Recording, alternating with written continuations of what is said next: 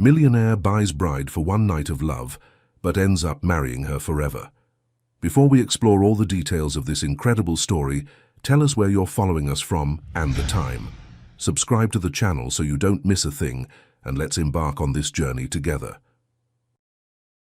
The grandfather clock in the Grand Plaza Hotel lobby struck midnight, its deep chimes echoing through the marble-adorned space. Helena Brooks adjusted her wire-rimmed glasses, a habit that surfaced whenever the night shift settled into its quietest hours. Her perfectly styled braids caught the warm light from the crystal chandeliers above, creating a crown-like effect that matched her natural dignity. At 29, Helena had mastered the art of being present yet invisible, a skill honed through years of working the front desk at one of New York's most prestigious hotels. Her tailored black blazer and crisp white shirt spoke of professionalism, while her subtle gold accessories honored the heritage she carried with pride. "Another coffee, Miss Brooks." The night security guard's voice drew her attention from the computer screen. Helena's lips curved into a small smile that didn't quite reach her eyes. "Not tonight, Marcus. One more cup and I'll be too wired for my morning shift at the cafe." The mention of her second job brought a familiar weight to her shoulders. 2 jobs, countless hours, and a dream of writing that lived in the margins of her moleskin notebook. This was her reality. She straightened her 5'10" frame, her presence commanding despite her desire to blend into the background. The hotel's revolving doors spun suddenly, bringing in a gust of autumn air and a man whose presence seemed to alter the very atmosphere of the lobby. Brian Whitmore moved with the confidence of someone who had never questioned his place in the world. His 6'3" frame was wrapped in a perfectly tailored charcoal suit, and his steel blue eyes carried the weight of empire-building decisions. Helena had seen him check in 3 days ago, the CEO of Whitmore Industries, a name that frequented business magazines and financial news. She'd processed his registration with professional detachment, noting the way he barely looked at her, his attention divided between his phone and his personal assistant's rapid-fire schedule updates. But tonight was different. Tonight, he was alone. "Miss Brooks." His voice carried the refined edge of old money and Ivy League education. "I find myself in need of dinner recommendations at this unfortunate hour." Helena's fingers stilled over her keyboard. The late-night food question was common enough, but something in his tone made her look up. His well-groomed beard couldn't hide the tension in his jaw, and despite his impeccable appearance, there was an undercurrent of exhaustion in his stance. "That depends, Mr. Whitmore," she replied, her voice carrying the warm professionalism she'd perfected over years of customer service. "Are you looking for sustenance or an experience?" A flash of surprise crossed his face, quickly replaced by interest. "I wasn't aware those were mutually exclusive options." In New York, at midnight, Helena allowed herself a genuine half-smile. "They can be very different things." Brian leaned slightly against the counter, his expensive watch catching the light. "Enlighten me." "For sustenance, there's a 24-hour diner 3 blocks east that serves the best French toast in Manhattan. For an experience," she paused, considering, "there's a hidden Japanese restaurant in the basement of the old Wilson building. They serve until 2 a.m., and their chef has 2 Michelin stars." "You seem well-versed in the city's nocturnal offerings," Brian observed, studying her with new interest. "It's my job to know." Helena adjusted her glasses again, a tell she'd never managed to eliminate. "And which would you choose?" The question hung in the air, personal in a way that made Helena's carefully constructed walls shift uncomfortably. She'd learned the hard way about men in expensive suits, asking seemingly innocent questions. Her last relationship had taught her that lesson thoroughly. "The diner," she answered finally. "Sometimes authenticity matters more than acclaim." Brian's eyebrows rose slightly, and something that might have been a real smile touched his lips. "A philosophy that extends beyond food, I imagine." Their eyes met for a moment too long to be strictly professional. Helena felt a flutter of warning in her chest, the same instinct that had kept her focused on survival rather than living for the past 2 years. "Would you care to join me?" The invitation landed between them like a stone in still water. Helena blinked, certain she'd misheard. "I'm sorry." "Join me for a late dinner," Brian repeated, his confidence wavering for just a fraction of a second. "You've piqued my curiosity about this diner, and I find myself reluctant to dine alone tonight." Helena's mind raced through all the reasons this was a terrible idea. Office policy about fraternizing with guests, the fact that she had another shift in 7 hours, the memory of trust betrayed and promises broken. But something in the way he stood there, powerful yet somehow vulnerable in this midnight moment, made her hesitate. There was a story in his eyes that didn't match the narrative of the ruthless CEO she'd read about. "I can't leave the desk unattended," she said, but even as the words left her mouth, she knew they sounded like what they were, an excuse.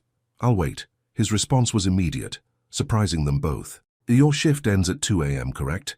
The restaurant you mentioned, the one with the Michelin stars, would still be open." Helena felt the weight of a choice pressing down on her.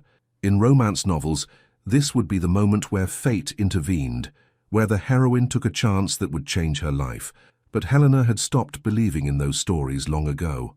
"Mr. Whitmore." "Brian," he corrected softly, "and this isn't what you think. No expectations, no complications.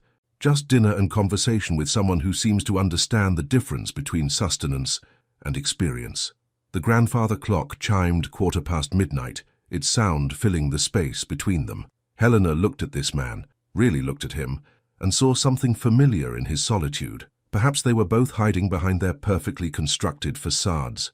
"Okay," she heard herself say, the word slipping out before she could catch it. "But I choose the place." Brian's smile was genuine this time, transforming his entire face. "I look forward to your expertise, Miss Brooks." "Helena," she offered, surprising herself again. As he walked toward the elevators, Helena felt the familiar urge to write. This moment, this strange, unexpected midnight encounter, felt like the beginning of something. She just wasn't sure if it was something wonderful or dangerous. She pulled out her notebook and began to write, her elegant handwriting filling the page. Sometimes the most significant moments come disguised as ordinary decisions. "Tonight I said yes to dinner with a stranger who doesn't feel strange at all." Maybe that's the most terrifying part. The night continued its slow dance toward dawn, but something had shifted in the air of the Grand Plaza Hotel. Change had arrived, wearing a perfectly tailored suit and carrying questions that Helena wasn't sure she was ready to answer. The autumn sun hadn't yet risen when Helena pushed open the heavy glass door of the Daily Grind, her second workplace. Her body moved with the practiced efficiency of someone who had long ago mastered the art of surviving on minimal sleep. The midnight dinner with Brian Whitmore had ended just 3 hours ago, leaving her mind spinning with thoughts she couldn't afford to entertain. The cafe's interior welcomed her with its familiar scent of freshly ground coffee beans and aged wooden floors. Helena's fingers traced the worn edge of the counter as she made her way behind it, her braids now pulled back into a neat bun for her morning shift. The memory of Brian's intense gaze across the intimate table of the Japanese restaurant lingered like a shadow she couldn't shake. "You're here early," called out Mia, her co-worker, emerging from the storage room with fresh pastries. The petite Asian woman's sharp eyes didn't miss the subtle dark circles under Helena's glasses. "Rough night at the hotel?" Helena busied herself with the espresso machine, avoiding Mia's knowing look. "Just different," she answered carefully, the weight of her notebook heavy in her bag. She'd filled 3 pages after returning home, words flowing like a river breaking through a dam. The bell above the door chimed, and Helena's heart stuttered before common sense reminded her that Brian Whitmore wouldn't be caught dead in a modest coffee shop at 5:30 a.m. Instead, the usual parade of early morning customers began trickling in, office workers, joggers, and students, all desperate for their caffeine fix.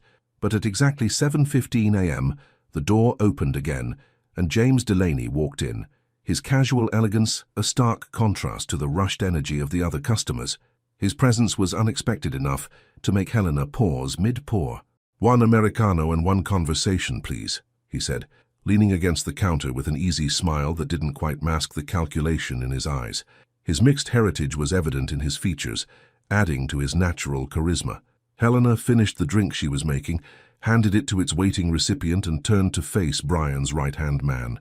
"The Americano I can manage. The conversation wasn't on our menu last time I checked." James's laugh was genuine. "I can see why he's intrigued." He adjusted his position, the sleeve of his designer blazer riding up to reveal an expensive watch, different from Brian's but equally tasteful. Brian doesn't usually do spontaneous dinners with hotel employees. "If this is some kind of warning," Helena started, her voice cooling several degrees. "Quite the opposite," James interrupted, his expression turning serious. "I'm here because I've known Brian for 15 years, and last night was the first time I've seen him text me about someone at 3 a.m. Helena's hands stilled on the coffee grinder. "Mr. Delaney, James, please, and before you build those walls any higher, hear me out." He glanced around the nearly empty cafe. "Is there somewhere we can talk? 5 minutes, I promise." Against her better judgment, Helena nodded to Mia and led James to the small alcove near the window, where mismatched armchairs created a cozy reading nook. The morning light was starting to paint Manhattan's streets gold, catching the subtle threads in James's casual blazer. "Brian is—" James paused, choosing his words carefully. "He's not what the business magazines make him out to be. Yes, he's driven. Yes, he's successful. But he's also carrying the weight of expectations that would crush most people." "Why are you telling me this?" Helena asked, though part of her already knew the answer. James leaned forward, his voice dropping. "Because in all the years I've known him, I've never seen him look at someone the way he looked at you last night. And based on the security footage I reviewed this morning, it wasn't just at dinner." Helena felt her cheeks warm. "You watch the security tapes?"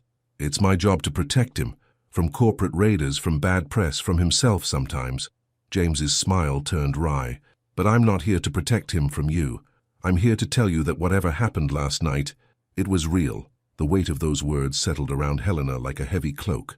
She thought about the way Brian had listened to her talk about her dreams of writing, how his carefully maintained facade had cracked when she mentioned her father's death, how his hand had hovered near hers, but never touched, respecting boundaries she hadn't even voiced.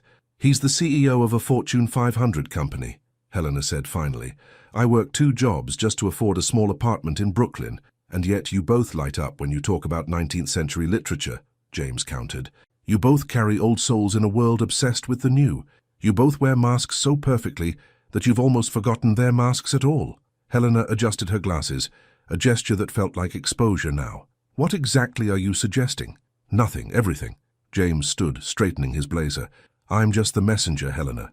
But know this, when Brian returns to the hotel tonight, it won't be just because his corporate meetings run late." He turned to leave, then paused. "Oh, and Helena, the book you mentioned last night, the one about the lighthouse keeper's daughter, he ordered it at 4 a.m., had it delivered to his office.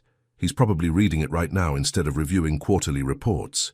The bell chimed again as James left, leaving Helena alone with thoughts that threatened to overflow the carefully constructed boundaries of her life. She pulled out her notebook, hands trembling slightly as she wrote, "Sometimes people enter your life like characters from a story you never knew you were writing. They see through the careful editing, the revised versions of yourself, straight to the first draft, raw, unpolished, but perhaps more true than anything that came after." The morning rush began in earnest, but Helena's mind kept drifting to the way Brian had looked at her across that restaurant table, like he was seeing something precious and rare. It terrified her, how much she wanted him to look at her that way again. Her phone buzzed in her pocket, a text from an unknown number. The lighthouse keeper's daughter made a choice between safety and the storm. I find myself understanding her dilemma better with each page. B. Helena stared at the message until Mia's voice snapped her back to reality. But as she returned to making lattes and taking orders, something had shifted inside her. The walls she'd built so carefully were still standing, but for the first time in years, she wondered if perhaps they were meant to have a door. In his corner office, 40 stories above the city, Brian Whitmore set down a worn copy of The Lighthouse Keeper's Daughter, his steel blue eyes distant with thought. On his desk, next to stacks of contracts and merger proposals, lay a simple business card from the Daily Grind, bearing the cafe's address and operating hours. His fingers traced the embossed letters as he wrestled with decisions that had nothing to do with business and everything to do with the heart he'd thought he'd locked away years ago. The morning sun climbed higher over New York City, illuminating 2 souls caught in the delicate dance of possibility, each wondering if they dared to risk the safety of solitude for the dangerous promise of connection. And somewhere between them, James Delaney smiled, knowing that sometimes the best business strategy was letting the heart take the lead. 2 weeks had passed since that first midnight dinner, and Helena found herself living in 2 worlds. In one, she maintained her carefully structured routine, morning shifts at the cafe, night shifts at the hotel, stolen moments with her notebook. In the other, she existed in the spaces between heartbeats, in brief encounters with Brian Whitmore that felt increasingly like scenes from a story she hadn't meant to write. Tonight, the Grand Plaza's lobby was quieter than usual. Helena's fingers moved across her keyboard, logging the day's reports, but her mind kept drifting to the way Brian had looked at her over breakfast that morning. He'd made it a habit to visit the Daily Grind just before closing her morning shift, always ordering a simple black coffee he barely touched while they discussed books, dreams, and the spaces between words. The sharp click of expensive shoes against marble pulled her from her thoughts. Brian emerged from the elevator, his usual composed demeanor fractured by something she couldn't quite name. His tie was slightly loosened, a detail so out of character it made her breath catch. Helena. Her name on his lips still sent shivers down her spine. "Are you free to talk?" She glanced at the empty lobby, then at Marcus, the security guard who had become accustomed to their late-night conversations. He nodded, understanding without words. 10 minutes, she said, stepping out from behind the desk. Brian led her to a quiet corner of the lobby, where leather armchairs created an illusion of privacy. The crystal chandeliers cast shadows that danced across his face, highlighting the tension in his jaw. "Something's wrong," Helena observed, perching on the edge of one chair while Brian remained standing, his 6'3" frame radiating nervous energy. "Not wrong," he said, running a hand through his perfectly styled hair. "Complicated." He paused, then added softly, "Everything about you makes things complicated." Helena felt her walls rising. "Mr. Whitmore, don't!" His voice was rough. "Don't go back to formalities. Not now." She fell silent, watching as he paced a tight circle before finally facing her. "The board meeting today was challenging," he began. "Whitmore Industries is facing a hostile takeover attempt. The vultures think I'm vulnerable because I'm single, unattached. They're painting me as unstable, uncommitted." His laugh was bitter. "Apparently, in their world, a man without a wife might as well be a boy without a compass." Helena's heart thumped painfully against her ribs. "I don't understand what this has to do with me." Brian knelt before her chair, close enough that she could see the flecks of grey in his blue eyes. "I need a wife, Helena. Someone intelligent, dignified, real. Someone who understands the weight of appearances but isn't consumed by them." His voice dropped to a whisper. "I need you." The world seemed to tilt on its axis. "What exactly are you saying?" "I'm proposing a marriage of convenience." The words hung in the air between them, heavy with unspoken implications. 1 year, maybe 2, long enough to stabilize the company and shut down the takeover attempts. Helena stood abruptly, needing distance. Her mind raced through all the romance novels she'd devoured as a teenager, all the stories where business arrangements turned to love. But this wasn't fiction, and she wasn't a character who could afford to believe in fairy tales. "You're asking me to pretend to be in love with you." Her voice shook slightly. "I'm asking you to be yourself, just beside me." Brian stood too, his height making her look up. "You'd want for nothing. A new apartment, financial security, time to write your book." "Stop." Helena held up a hand. "You don't know what you're offering. You don't know me." "I know you write in that notebook when you think no one's watching," he countered. "I know you adjust your glasses when you're nervous, like you're doing right now. I know you drink chai tea in the morning, but switch to coffee after noon. I know you read the last page of a book first, because you're afraid of unhappy endings." Tears pricked at Helena's eyes. "Those are details, not truths." "Then give me time to learn your truths." Brian stepped closer, his presence overwhelming. "This isn't just about business, Helena. These past 2 weeks, something's happening between us, something real. Something fragile," she corrected. "Something that would shatter under the weight of what you're proposing."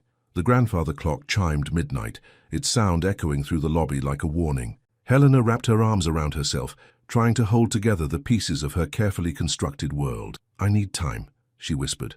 "Of course." Brian's hand moved as if to touch her face, then dropped. "But time isn't something I have much of.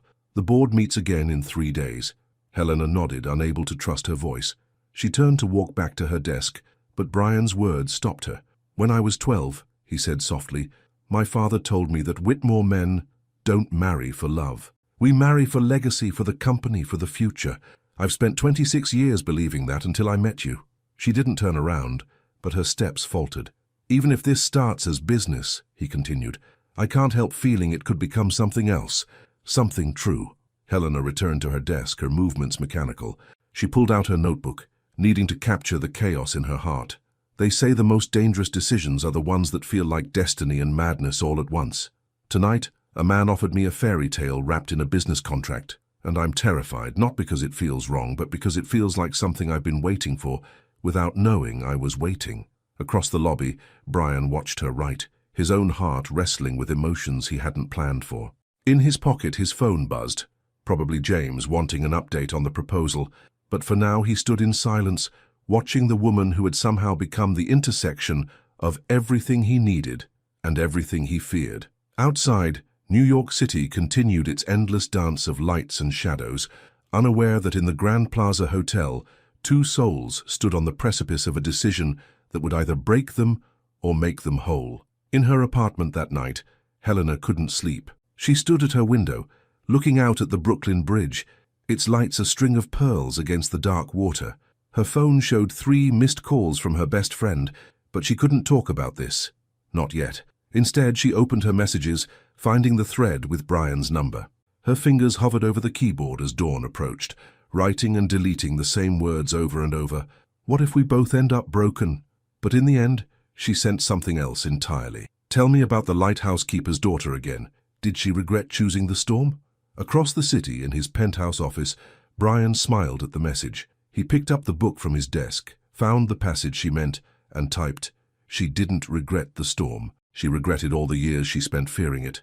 In the quiet hours before sunrise, 2 people lay awake in different parts of the city, both knowing that whatever answer came in 3 days' time would change everything. And maybe, just maybe, that was exactly what they both needed. The morning sun filtered through the floor-to-ceiling windows of Brian's office on the 40th floor of Whitmore Tower. Helena sat across from him, her back straight, fingers intertwined in her lap to hide their trembling. The city sprawled below them like a dream, but her focus remained on the document before her, a marriage contract that would rewrite her entire existence. "You're sure about this?" James asked from his position by the window, his usually casual demeanor replaced by genuine concern. He'd been surprised when Helena had texted her answer last night, a simple yes that had set everything in motion. "I am," Helena replied, her voice steadier than she felt. She'd spent the last 3 days examining this decision from every angle, filling pages of her notebook with pros and cons, fears and hopes. In the end, it wasn't logic that decided. It was the way her heart raced every time she thought of walking away.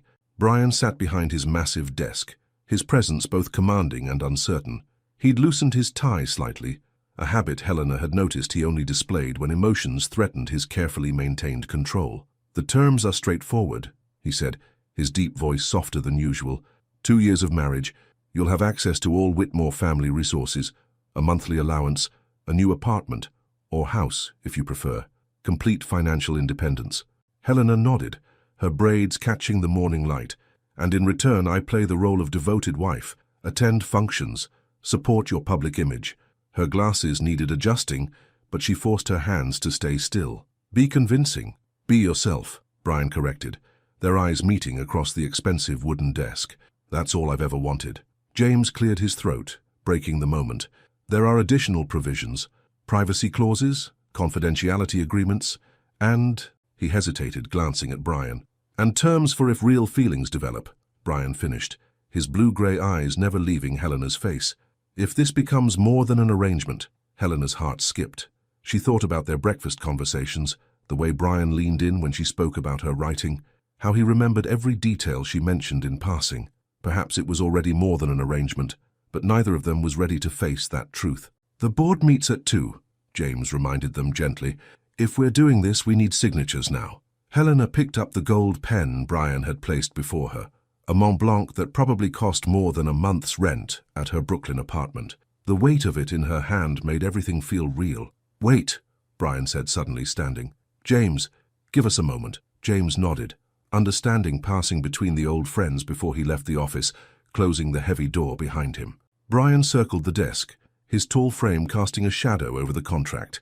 "Before you sign, I need you to know something." He knelt beside her chair, a position that should have seemed awkward for a CEO, but somehow felt right. "This isn't just about the company." "Brian," Helena started, but he shook his head. "These past weeks, getting to know you, it's woken something in me I thought I'd buried years ago. The way you see the world, how you find beauty in small moments, your quiet strength, it's changed how I see everything." Tears threatened at the corners of Helena's eyes. "Don't make promises you can't keep." "I'm not promising love," he said, his voice rough with emotion. "I'm promising truth. Whatever happens between us, it will be real. No pretense, no games, just 2 people trying to find their way through this strange situation we've created." Helena closed her eyes, feeling the weight of the moment press against her chest. When she opened them again, Brian had moved closer, close enough that she could see the subtle flecks of silver in his dark hair. "My turn for truth," she whispered. "I'm terrified, Not of the marriage or the public scrutiny or even the possibility of failure. I'm terrified of how much I want this to work, not for the contract, but for us. Brian's hand found hers, warm and steady. Then we're both terrified. Maybe that's the best foundation we could ask for. Honest fear rather than false confidence. The morning light shifted, painting patterns across the contract before them. Helena looked down at their joined hands, his pale against her dark skin, both trembling slightly with the weight of what they were about to do. James mentioned a press conference, she said, trying to ground herself in practicalities. This afternoon, after the board meeting. Brian stood, but kept hold of her hand. A whirlwind romance, secret dates, a proposal that couldn't wait. The media will love it. And us? Helena asked, finally voicing the question that had haunted her for days. What will we be to each other? Brian's thumb traced circles on her palm. Partners, friends, maybe more, but most importantly, real. Everything else we can figure out day by day. Helena reached for the pen with her free hand. Her signature flowed across the page, elegant and sure despite her inner turmoil. Brian signed next, his bold strokes a contrast to her flowing script. Mrs. Whitmore, he tested the words, making them sound like both a question and a promise. Not yet, Helena corrected, managing a small smile. First, we have to convince the world we're madly in love. That, Brian said softly, helping her stand, might be the easiest part of all. James returned, carrying a garment bag that Helena hadn't noticed before. Your dress for the press conference, he explained. And Helena, the hair and makeup team is waiting in the executive lounge. Reality crashed back in waves. In less than 4 hours, she would stand before cameras and microphones, playing the role of a woman swept off her feet by one of New York's most eligible bachelors. Except it wouldn't be entirely a role, and that's what scared her most. I'll see you at 1:30, Brian said, his CEO mask sliding back into place. But his eyes, when they met hers, held the same mix of fear and hope she felt in her own heart. In the executive bathroom, changing into a dress that probably cost more than her yearly rent, Helena pulled out her notebook one last time as Helena Brooks. They say life changes in big moments, graduations, births, deaths, but sometimes it changes in the scratch of a pen, in the space between one heartbeat and the next, in the decision to stop watching life and start living it. Today I choose the storm. She closed the notebook, tucked it into her bag and faced her reflection. The woman who stared back wore designer clothes and uncertainty with equal grace. In a few hours, she would become Mrs. Brian Whitmore, and a new chapter would begin. Outside the bathroom, New York City continued its endless dance, unaware that in a tower high above its streets, 2 people had just signed a contract that would either break their hearts or heal them. Perhaps Helena thought as she squared her shoulders, it would do both. And maybe, just maybe, that was exactly what they both needed. The executive lounge of Whitmore Tower hummed with nervous energy. Helena stood before a full-length mirror, barely recognizing herself. The stylist team had worked magic, transforming her practical braids into an elegant updo that framed her face perfectly. The deep burgundy dress hugged her curves while maintaining sophistication, exactly what one would expect from a future Mrs. Whitmore. 5 minutes until the press conference, James announced, entering the room with his tablet in hand. He paused, taking in Helena's transformation. You look perfect, but something's missing. He reached into his pocket and pulled out a small velvet box. From Brian. Helena's hands trembled as she opened it. Inside lay a delicate gold necklace with a small pendant shaped like an open book. A tiny lighthouse was etched on one page, waves on the other. Her throat tightened with emotion. He had it made this morning, James said softly. Rush order from his family's jeweler. Before Helena could respond, Brian appeared in the doorway. He'd changed into a fresh charcoal suit that made his eyes look stormy. For a moment, he just stared at her, all his careful composure stripped away. Helena, he breathed, crossing the room in long strides. You're convincing, she offered, trying to lighten the suddenly heavy atmosphere. Real, he corrected, taking the necklace from the box. May I? She turned, feeling his warm fingers brush her neck as he fastened the clasp. In the mirror, they looked like something out of a magazine spread, the powerful CEO and his elegant bride-to-be. But the tender way his hands lingered on her shoulders told a different story. The board approved unanimously, he murmured, just for her ears. Now comes the harder part. Convincing the world we're in love? Helena asked, meeting his eyes in the reflection. Convincing ourselves we're not. The words hung between them, dangerous in their honesty. Before either could address them, James cleared his throat. "It's time. Remember the story we practiced?" He handed them each a small card. "Key points for the press. Keep it simple, romantic, believable." Helena scanned the card. Secret dates, whirlwind romance, love at first sight. The irony wasn't lost on her. Their fabricated story felt more conventional than the truth. The elevator ride to the press room was silent, filled with unspoken tensions. Brian's hand found hers just as the doors opened, and she was surprised by how natural it felt, how their fingers interlaced, as if they'd done this 1,000 times.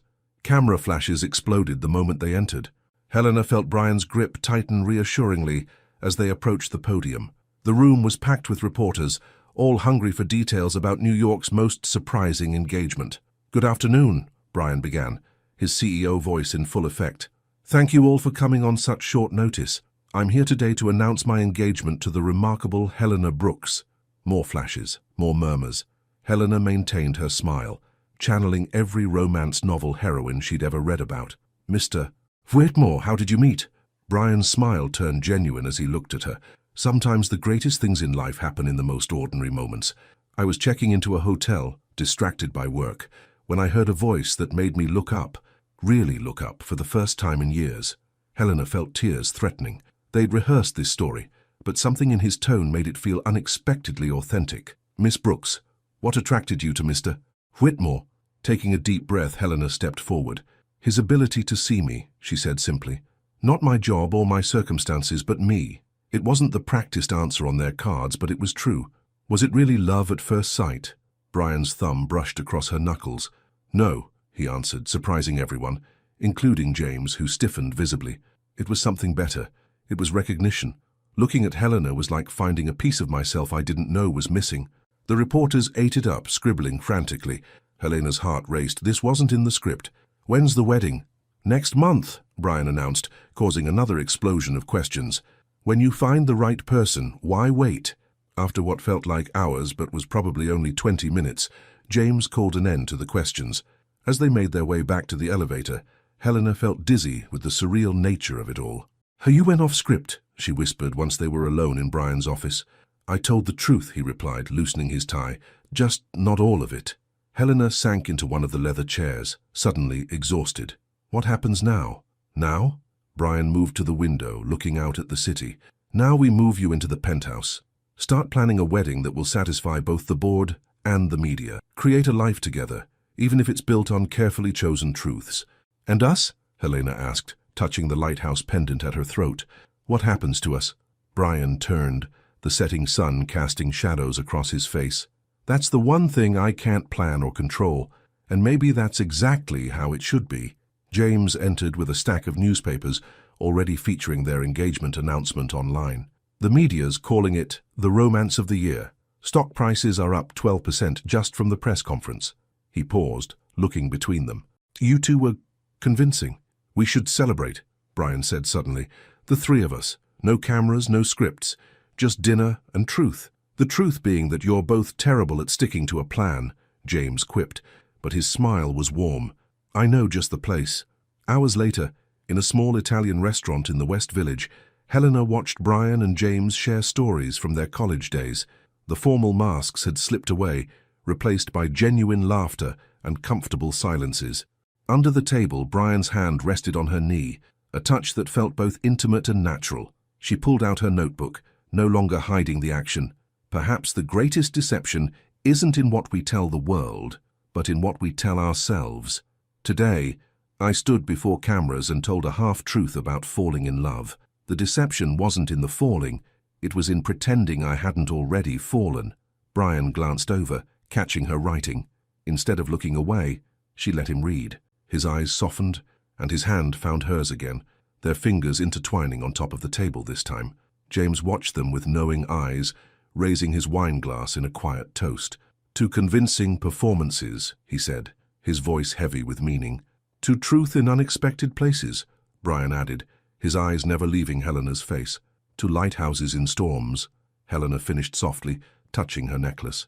Outside, New York City sparkled with millions of lights, each one telling its own story of love, deception, and the blurry space between. In a quiet restaurant, Three people sat surrounded by the weight of secrets and the lightness of possibility, each knowing that the greatest stories are often the ones we never meant to tell. And somewhere in the night, a clock ticked forward, counting down to a wedding that would either expose their careful lies or transform them into the truest thing they'd ever known. The penthouse at the Metropolitan felt like another world entirely. Helena stood in what was now her closet, a room larger than her old Brooklyn apartment, surrounded by designer clothes she was still afraid to touch. 3 days had passed since she'd moved in, and everything still felt like a dream she might wake from at any moment. "The wedding planner will be here in an hour," Brian's voice came from the doorway. He was already dressed for the office, his tie perfectly knotted, but his eyes were soft as he watched her. "Are you sure you don't want me to reschedule?" Helena shook her head, adjusting her glasses. "I can handle it. Besides, you have that merger meeting with the West Coast team." He stepped into the closet, his presence filling the space in a way that made her heart race. "You know you don't have to prove anything, right? This is your home now, your life. You get to set the pace." "Our life," she corrected gently, reaching up to straighten his already perfect tie. The gesture felt domestic, intimate in a way that made them both pause. "I'm fine, Brian. Really." His hand caught hers before she could pull away, thumb brushing over her engagement ring, a stunning vintage piece that had belonged to his grandmother. "You haven't been writing," he observed. "I haven't seen your notebook since the press conference." Helena's breath caught. She hadn't realized he'd been paying such close attention. "I've been processing." "Processing what?" "Everything. This." She gestured around them. "How my entire life changed in a week. How natural it feels to wake up and see your coffee cup on the counter. How terrifying that is." Brian's other hand came up to cup her face, the touch so gentle it made her eyes sting. "Talk to me, Helena. No cameras, no pretense. Just us." She leaned into his touch despite herself. "I keep waiting for the act to feel like an act, for this to feel wrong or forced. But it doesn't, and that scares me more than any contract or press conference." "I know," he whispered, and she could see the same fear reflected in his steel blue eyes. "Every morning I wake up expecting to hear you making tea in the kitchen, and when I do, something settles in my chest that I didn't even know was restless." The sound of the elevator chiming broke the moment. James's voice carried through the penthouse. "Please tell me you're both decent, because I'm coming in with wedding details that can't wait." They stepped apart, but something had shifted in the air between them. Helena grabbed a cream-colored blazer from one of the hangers, still marveling that this was her life now, and followed Brian to the living room. James was spreading papers across the coffee table, his casual elegance somehow making the formal room feel more lived in. "Good morning, future power couple. We have decisions to make." "The wedding planner will be here soon," Helena reminded him, settling onto the sofa. "Exactly why we need to align on the big items first." James pulled out his tablet. "The media's expecting the society wedding of the year, but we need to balance that with authenticity. Helena, this is where you come in." She raised an eyebrow. "Me? You're our reality check. Every time we veer too far into billionaire spectacle territory, you pull us back to what matters." Brian, who had been checking emails on his phone, looked up with interest. "What's your vision, Helena? If this were—" He paused, choosing his words carefully. "If this were everything you dreamed of, what would it look like?" Helena closed her eyes, allowing herself to imagine. Something intimate despite the size, warm lighting like sunset through stained glass, music that feels like heartbeats, elements of both our worlds, not just yours. She opened her eyes to find both men staring at her. "What?" "Write that down," Brian said to James, his voice rough with emotion. "Every word." James was already typing. "This is exactly what I meant. The board wants a statement wedding, but if we lead with Helena's vision and just scale it up." The elevator chimed again, the wedding planner arriving with her team. The next 2 hours passed in a whirlwind of fabric swatches, flower arrangements, and venue photos. Helena found herself gradually relaxing as she realized they actually valued her input, even when it contradicted traditional upper-class expectations. "The botanical garden is lovely," the wedding planner said, "but perhaps too expected for someone of Mr. Whitmore's standing." "It's perfect," Brian interrupted, surprising everyone. His eyes met Helena's. "It's where we had our first real conversation about books, remember? That morning you had off from both jobs, and we spent hours talking about magical realism under the glass dome." Helena's heart fluttered. They hadn't had that conversation. It wasn't part of their agreed-upon story, but the way Brian described it made her wish they had. The glass dome, she found herself saying, where the light made patterns on your face, and you told me about reading 100 Years of Solitude in college. Brian's smile was subtle but real. They were building this memory together, creating truth from fiction in a way that felt more honest than their practiced stories. After the planners left, James lingered, watching them with thoughtful eyes. "You two are getting better at this," he observed. "Almost too good." "What do you mean?" Helena asked, still arranging the fabric swatches into color stories that pleased her artistic eye. "The best lies have truth at their core," James said carefully. "And watching you two, there's a lot of truth happening." Before either could respond, his phone buzzed. "Speaking of truth, the media's requesting an engagement photo shoot, something intimate at home, showing your life together." He paused. "Think you can handle that?" Helena looked around the penthouse, at Brian's books now sharing shelves with hers, at her notebook sitting next to his laptop, at the way they'd unconsciously created shared spaces in this massive apartment. "Yes," she said softly, "I think we can be convincingly real." That evening, after Brian returned from his meetings, Helena found him on the balcony, staring out at the city lights. She brought him a cup of coffee, black, no sugar, exactly how he liked it. "Thank you," he said, making space for her at the railing. "For today, for all of it." "I got something today," she told him, pulling her notebook from behind her back.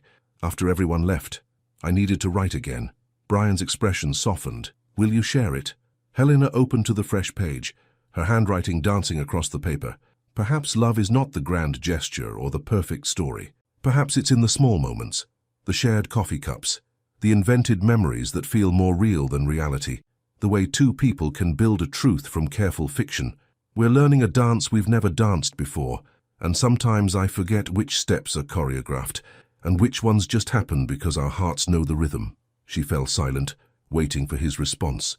Instead of speaking, Brian gently took the notebook, pulled out his Mont Blanc pen and wrote beneath her words, "Sometimes the most honest thing we can do is admit that we've stopped pretending." Their eyes met over the open page, the city lights casting shadows that couldn't hide the truth in their faces.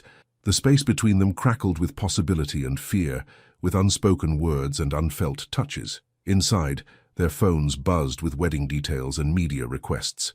Outside, the world waited for their perfectly crafted love story. But here, in this moment, they were just two people standing on a balcony, writing their own truth, one careful word at a time. James had been right. They were getting better at this. The question was, what exactly were they getting better at? The pretense or the reality that was slowly replacing it? The engagement photo shoot wasn't going according to plan. The photographer, a renowned artist known for capturing intimate moments of New York's elite, had arrived at the penthouse early that morning. Now, 3 hours in, Helena could feel Brian's frustration radiating off him in waves.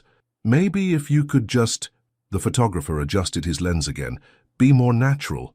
Helena fought the urge to laugh at the irony. They'd been posed and repositioned countless times, on the sofa, by the windows, in the kitchen, each shot feeling more artificial than the last. "Let's take 5, James intervened, sensing the tension. As the photography team stepped away, he approached Brian and Helena. "What's wrong? You two were more convincing at the press conference." "Because that was us," Brian said quietly, loosening his tie. "This is, performance art." Helena understood. The staged domesticity felt wrong because their real moments were so much more authentic. Their actual mornings involved Brian making coffee while she read the news aloud, casual touches as they navigated the kitchen, comfortable silences as they prepared for their days.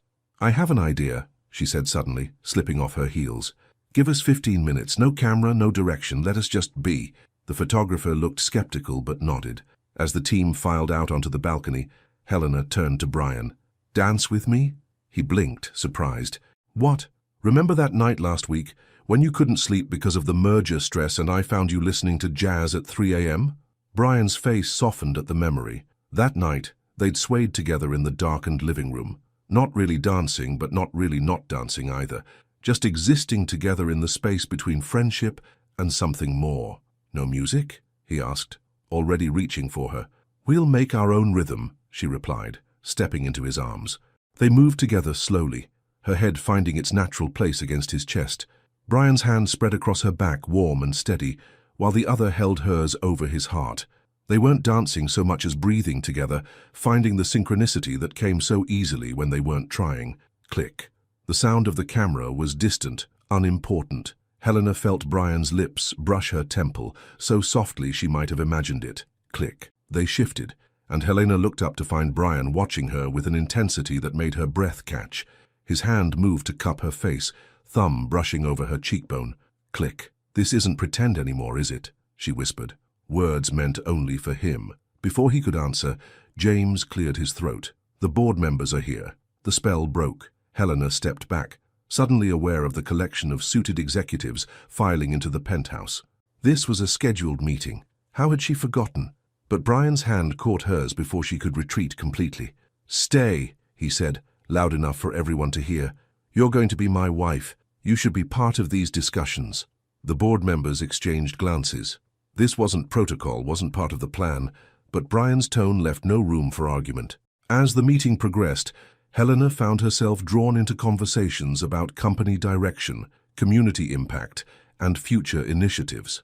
Her background in literature and her experience working multiple jobs gave her a perspective the board hadn't considered. When she suggested incorporating local businesses into their corporate sustainability program, several members actually took notes.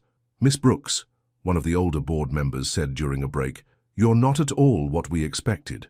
"Neither is she what I expected," Brian added, joining them with coffee cups for both himself and Helena, hers with exactly 1 sugar, just how she liked it. "She's more." The way he said it, with pride and something deeper, made Helena's heart race. This wasn't for show. The board members were in their own discussions across the room. This was just Brian, looking at her like she was something precious and surprising. After the board left, the photographer approached with his laptop. "I think we got it," he said, turning the screen toward them. The photos took Helena's breath away. There they were, caught in unguarded moments, swaying together, looking at each other, existing in their shared space. But it was the last photo that made her fingers tremble against the keyboard. It showed them in profile, Brian's hand on her face, both of them suspended in that moment before words could complicate everything. The late morning light painted them in soft gold, and the look in their eyes. "That's love," James said quietly, looking over their shoulders. "Real or not, that's what love looks like." Later that night, after Brian fell asleep on the sofa reviewing contracts, Helena sat in their darkened kitchen with her notebook. "Today I saw us through someone else's lens, and I couldn't tell where the performance ended and reality began.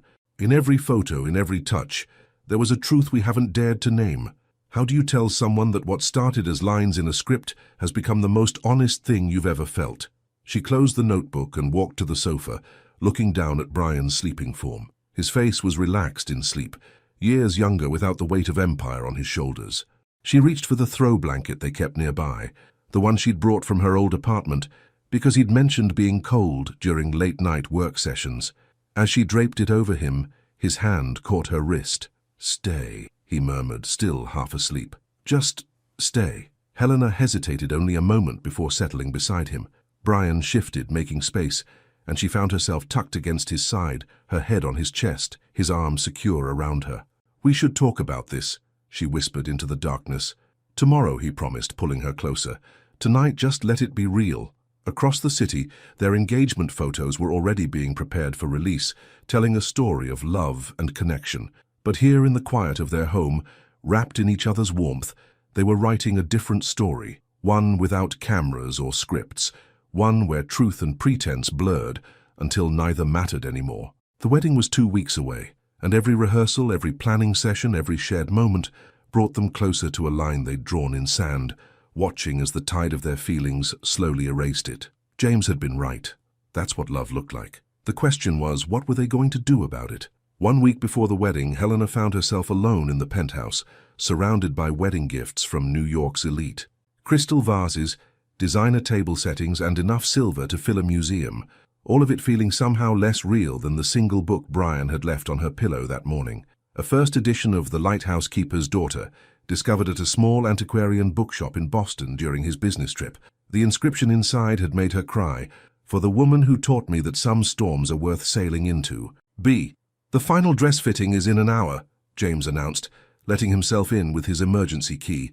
He stopped short at the sight of Helena sitting cross-legged on the floor, still in her pajamas, the book clutched to her chest.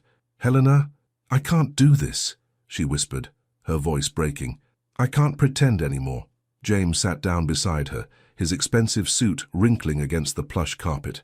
"Who said anything about pretending? You don't understand." Helena removed her glasses, wiping her eyes. "Last night Brian was working late in his study, and I brought him coffee. He looked up at me and smiled, just smiled, and I felt my entire world shift. I wanted to tell him I love him, the real kind of love, the kind that has nothing to do with contracts or companies or convenience. Then tell him, and risk everything?" She shook her head. "This whole arrangement depends on clarity, on knowing what's real and what's for show.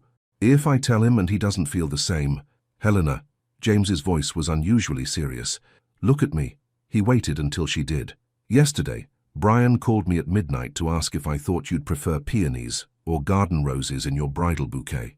Not what would look better in photos, not what the press would expect, what would make you happiest. The man who once forgot his own birthday because he was focused on a merger was worried about your flowers." Helena's heart thundered in her chest. "That doesn't mean—" "He reads your notebook," James interrupted. "When you leave it out, when you're asleep or in the shower, he reads your words like they're sacred texts, like they hold the answers to questions he's afraid to ask." The revelation hit her like a physical blow. All those moments she'd caught Brian looking away quickly from her open notebook, all the times he'd referenced things she'd only written about. A knock at the door prevented her response. The wedding planner's assistant had arrived with the final schedule for the rehearsal dinner. "Miss Brooks, Mr. Whitmore asked us to review these details with you personally. He says you have final approval on everything." Helena accepted the papers with trembling hands. Every page showed careful attention to the things she'd mentioned wanting, even in passing. The signature cocktail was a blend of chai and bourbon, combining their favorite drinks. The music selection included the jazz pieces they'd danced to that night. Even the table settings featured small lighthouses worked into the design. "He's been planning all this for weeks," the assistant said proudly. "Mr. Whitmore was very specific about incorporating elements that told your story." After the assistant left, James squeezed Helena's shoulder. "The dress fitting," he reminded her gently. "And tonight's the private rehearsal dinner." "Private?" "Brian's idea. Just you, him and me. A real dinner before tomorrow's formal rehearsal with the board and press." James helped her up. "He said something about wanting one last normal moment before the circus begins." The dress fitting passed in a blur of white silk and delicate lace. Helena barely recognized herself in the mirror, not because of the dress but because of the light in her eyes, the glow that came from finally acknowledging what she'd been feeling all along. That evening, she found herself in a private room at the small Italian restaurant where they'd celebrated their engagement. Brian was already there, his tie loosened, looking more nervous than she'd ever seen him. "James can't make it," he said as she sat down. "Emergency board call." Helena's heart skipped. "Oh?" He sent a rather cryptic text about letting truth find its own timing. Brian smiled, but his hands fidgeted with his water glass. "Helena, I need to tell you something." "Me too," she breathed, reaching for her ever-present notebook. "But let me show you first." She opened to the latest entry, written during the dress fitting. "Love isn't in the grand gestures or public declarations. It's in the coffee cups aligned on the counter each morning, in the way you dog-ear pages of books you think I'll enjoy, in the lighthouse you had etched into my necklace because you understand the power of symbols and storms. It's in every moment I've stopped performing and started living, only to realize that somewhere along the way, my heart forgot this was supposed to be pretend." Brian read in silence, his fingers tracing her words. When he looked up, his eyes held a vulnerability she'd never seen before. "Earlier this week," he said quietly, "the board offered to approve a different solution to the takeover threat. No marriage required. I turned them down." Helena's world tilted. "Why?" "Because the thought of not waking up to your teacups in the sink, not hearing you hum while you write, not watching you curl up in my office chair with a book when you think I'm too busy to notice." He took a shaky breath. "The thought of a life without those things terrified me more than any hostile takeover ever could. Brian, I love you." The words tumbled out, raw and real. "Not for the cameras or the contract. I love you for the way you see the world, for how you've made my life technicolor when it was grayscale before. I love you for your strength, your words, your heart. And I understand if this ruins everything, if this isn't what you—" Helena stood, walked around the table and pressed her lips to his. The kiss was soft, tentative, nothing like the passionate scenes in her romance novels, but it felt like coming home, like finding the last piece of a puzzle she hadn't known she was solving. When they parted, Brian's hands framed her face. "The wedding," he whispered.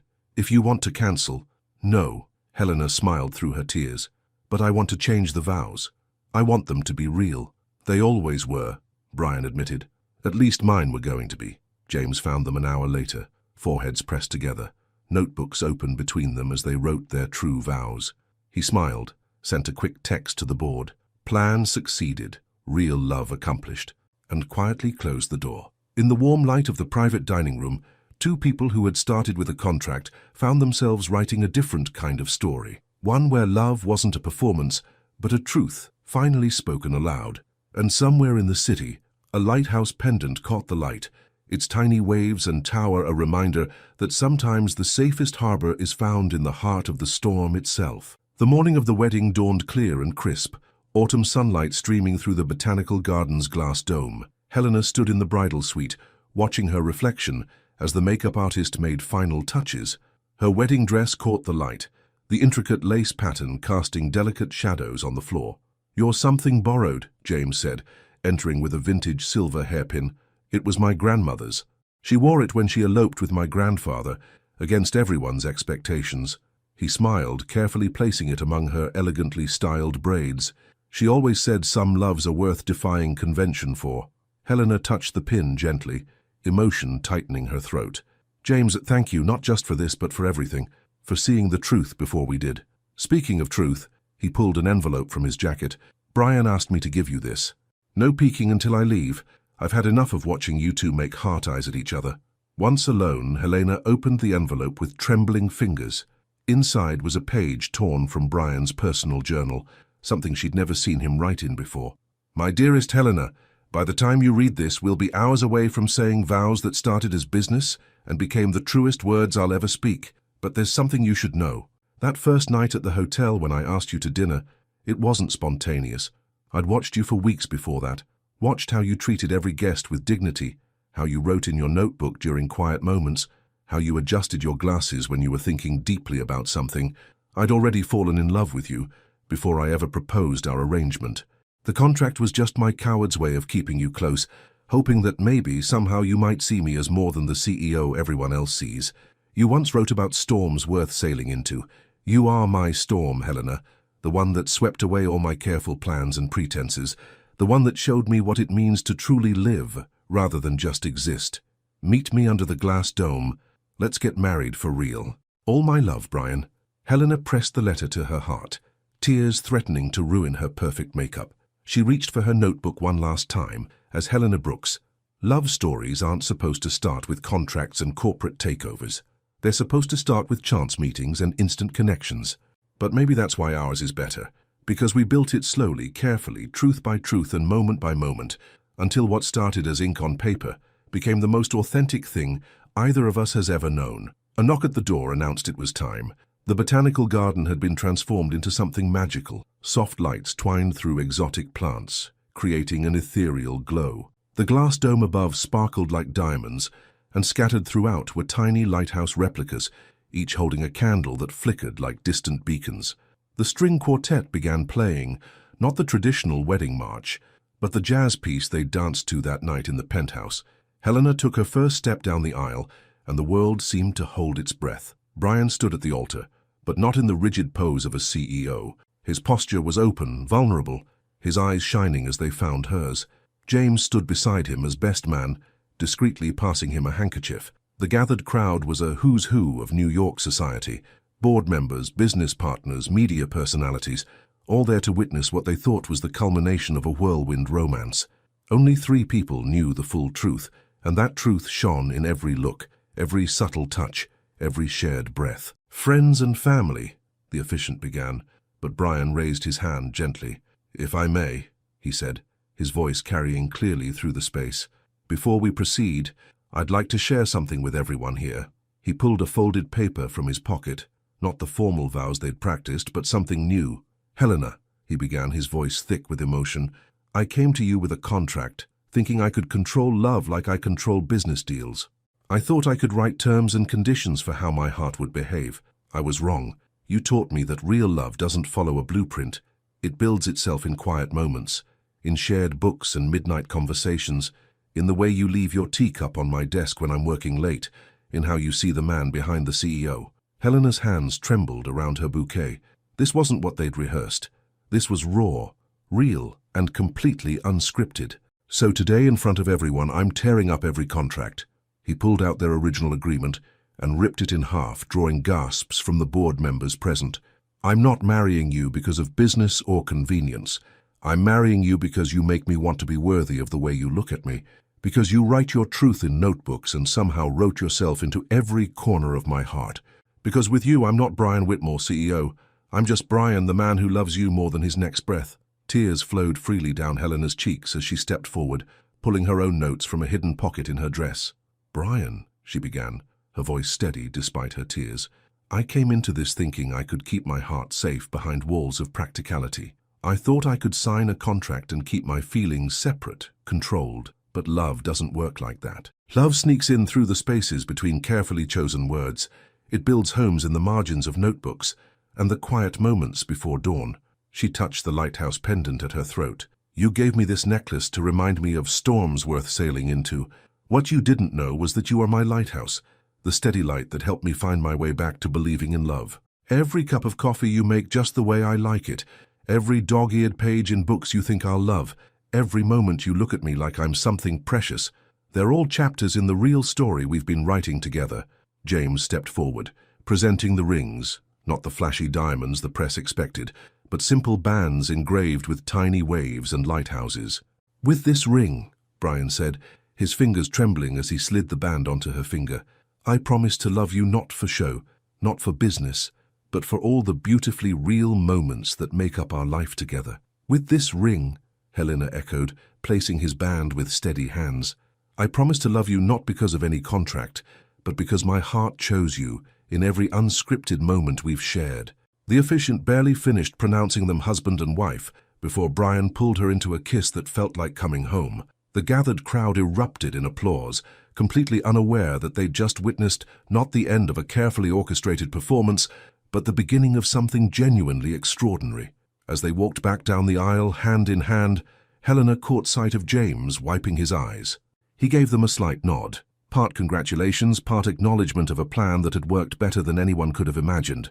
Outside, autumn leaves danced in the breeze, and somewhere in the distance, church bells rang. But Helena and Brian were lost in their own world, where contracts had turned to love stories, and business arrangements had bloomed into something real and wonderful and completely uncontrollable.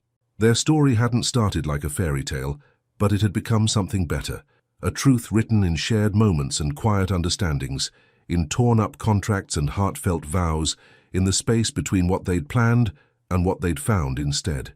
1 year later, Helena sat in what had once been Brian's study, but had gradually transformed into their shared space. Her laptop was open to the final page of her manuscript, not the business proposal she'd once dreamed of writing, but a novel about love, trust, and the courage to be real in a world of carefully crafted appearances. Still editing? Brian's voice came from the doorway. He'd loosened his tie after a long day of meetings, but his eyes were bright as they found hers. Almost done. Helena saved the document and closed her laptop. The publisher wants the final draft by Friday. Brian crossed the room, perching on the edge of her desk, a habit he'd developed over months of late-night conversations. Are you sure about using our story, even with the names changed?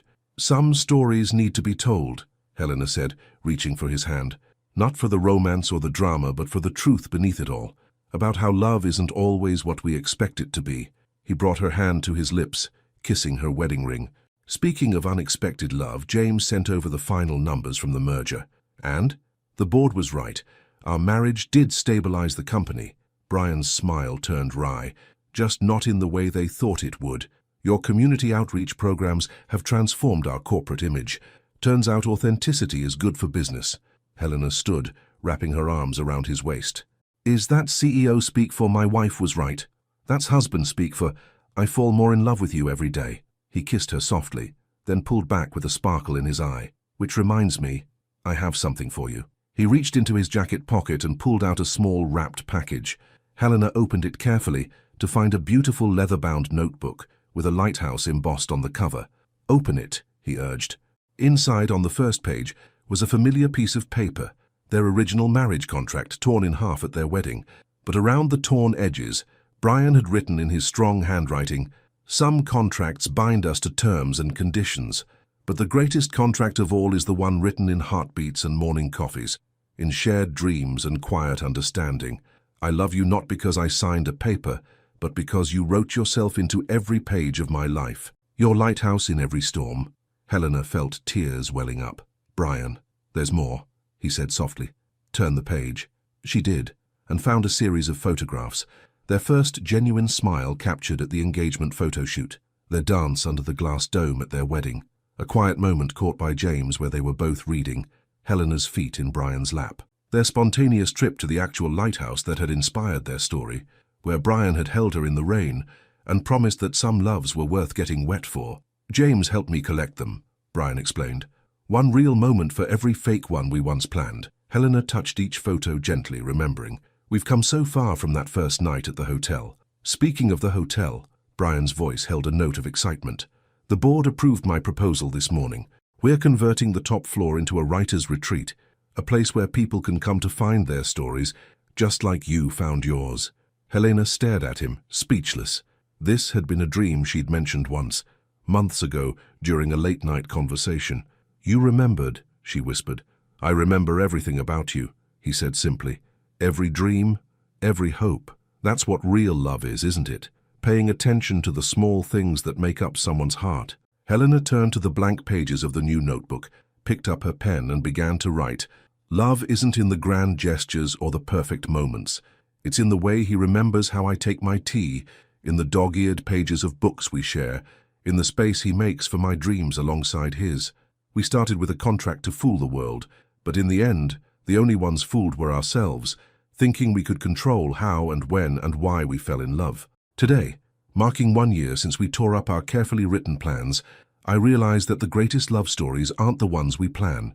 They're the ones that write themselves in the margins of our lives, in the spaces between what we think we want and what our hearts know we need." Brian read over her shoulder, his arms wrapped around her. "Does the story have a happy ending?"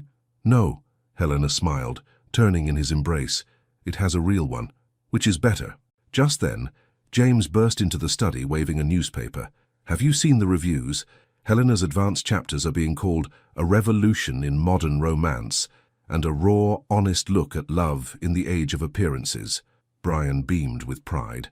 "Of course they are. She wrote the truth." "Speaking of truth," James grinned, "you might want to check your phones. That photo of you two at the lighthouse went viral. Something about CEOs can be romantic, and real love in the corporate world." Helena and Brian exchanged amused glances. The photo, taken by James during what was supposed to be a private moment, showed them dancing in the rain, Brian's suit soaked, Helena's hair wild, both of them laughing like teenagers. "Should we make a statement?" Brian asked, slipping naturally into CEO mode. "No," Helena said, touching his cheek. "Let them see the truth. That's what we promised, remember? No more performances." He caught her hand, kissing her palm. "No more contracts. Just love," she finished. Later that night, as the city lights twinkled beyond their windows, Helena added one final line to her notebook. "Some people spend their lives searching for the perfect story, but the best stories are the ones that break our carefully constructed plots, that come in through the side doors of our hearts when we're busy making other plans." Brian and I started with a contract, but we'll end with something better. A love story written not in ink but in countless real moments, each one more authentic than the last. And maybe that's the greatest truth of all, that love doesn't need contracts or conditions. It just needs two hearts brave enough to tear up the script and write their own story. James found them asleep on the study's couch, Helena's notebook open on her lap, Brian's arm protectively around her. He quietly took a photo, one more real moment for their collection, and slipped out, smiling. On Helena's laptop, her novel waited to be sent to the publisher. Its working title glowed softly on the screen, "The Lighthouse Keeper's Truth, a Love Story Without Contracts." Outside, the city continued its eternal dance of lights and shadows, but in their shared space, Brian and Helena had found something better than the perfect plan or the ideal arrangement. They'd found their truth, written not in contracts or conditions, but in the indelible ink of real, unscripted love. and that was worth more than all the carefully written plans in the world. 5 years later, the Daily Grind Cafe looked different now, transformed from a modest coffee shop into a cozy literary haven. Bookshelves lined the exposed brick walls, and comfortable reading nooks invited visitors to stay a while. Behind the original counter, a familiar face smiled as she prepared a chai latte. "Still remember how to make these?" Helena asked, handing the cup to her husband. Brian took it with a smile, his steel blue eyes twinkling with the same warmth they'd held 5 years ago. "Some things you never forget," he replied, watching as she wiped her hands on the apron she insisted on wearing during their monthly ownership shifts. Their tradition of working together at the cafe they now owned, but kept under its original name. The cafe had become more than just a business venture. It was their bridge between worlds, where CEOs and baristas could sit side by side, sharing stories and dreams. The writing workshop they hosted every Wednesday evening had launched 3 published authors, and the wall behind the counter proudly displayed Helena's 3 best-selling novels alongside photographs of their journey. "Uncle James," a small voice called out as the door chimed. Their 4-year-old daughter Luna ran toward James, her dark braids bouncing, her father's blue-gray eyes shining with excitement. James scooped her up, his casual elegance unchanged by the years. "There's my favorite storyteller. Did you bring your notebook?" Luna proudly patted the tiny notebook hanging from a string around her neck, a miniature version of her mother's, complete with a tiny lighthouse embossed on its cover. "She insists on writing everything down," Helena said, watching their daughter, "just like her mama." "Speaking of writing," James settled Luna on his hip, "have you told Brian about the movie offer?" Brian's head snapped up. "Movie offer?" Helena adjusted her glasses. Some habits never changed. "They want to adapt The Lighthouse Keeper's Truth for the screen. But," she smiled, reaching for Brian's hand, "I told them our real story is still being written." Brian pulled her close, kissing her temple. "Best plot twist ever." "Ew," Luna giggled, covering her eyes. "Daddy's being mushy again." James carried Luna to her favorite corner, where a child-sized desk held her growing collection of stories. At 4, she was already weaving tales about brave princesses who ran companies and lighthouse keepers who found love in unexpected places. Helena watched them go, then turned to her husband. "Do you ever regret it, buying this place instead of expanding the corporate headquarters?" "Never," Brian said firmly. "This cafe was where you dreamed of writing, where I fell in love with you over morning coffee and borrowed books. Some investments are worth more than money." He reached into his suit jacket and pulled out a familiar worn notebook, Helena's original one from their early days. "I found this while we were organizing the study." Helena opened it carefully, finding the entry from their first night at the hotel. Her fingers traced the words, "Sometimes the most significant moments come disguised as ordinary decisions." "We've come full circle," she murmured. "Not quite," Brian smiled, turning to the last page. There in his handwriting was a new entry. "5 years ago I thought I was writing a business agreement. Instead, I was starting the first chapter of the greatest love story I've ever known. Here's to all the chapters yet to come, my love. All of them real, none of them planned, and every single one better than any contract could have promised." Helena felt tears welling up, happy tears, the kind that came from having more joy than your heart could hold. "I love you," she whispered, the words as true now as they were the first time she'd said them. "I love you too," Brian replied, then grinned. "It's in the contract." "What contract?" James called from Luna's corner. "You tore that up, remember?" "The only contract that matters," Helena laughed, touching her heart. "The one written here." Luna ran back to them, her tiny notebook open. "Mama, help me tell the story about the princess and the businessman." Brian lifted their daughter onto the counter, and Helena felt her heart swell as she watched them together, her brilliant CEO husband, who now read bedtime stories with different voices for each character, and their beautiful daughter, who had inherited both her mother's creativity and her father's strategic mind. "Once upon a time," Helena began, winking at Brian, "there was a woman who worked 2 jobs and wrote stories in secret, and a man who thought he could control love with a piece of paper," Brian continued, pulling them both close. "But instead," Luna added, reading carefully from her notebook, "they found out that the best stories write themselves." James snapped a photo of the moment, another one for their collection. In it, they were laughing, Luna perched between them, their faces glowing with the kind of happiness that couldn't be scripted or planned. Outside, New York City continued its eternal rhythm, but inside the daily grind, a family had found their own perfect cadence. Their story had begun with a contract. evolved through carefully crafted appearances, and blossomed into something beautifully, wonderfully real. And in the end, that was the greatest love story of all. Not the one they'd planned to write, but the one that had written itself in their hearts, one unscripted moment at a time. The end. Based on this emotional story of Helena and Brian, here is an impactful question. If you were in Helena's shoes, would you have the courage to sign a marriage contract with a complete stranger, even knowing that it could completely change your life? In a world where appearances and social status are so important, would you risk everything for a chance, however small, to find true love through a business deal? Your participation in the channel is very important. Please leave your opinion in the comments. Thank you so much for watching until the end. If you enjoyed this story, don't forget to subscribe to the channel, leave a like, and comment your thoughts. Your participation is very important to us. See you next time.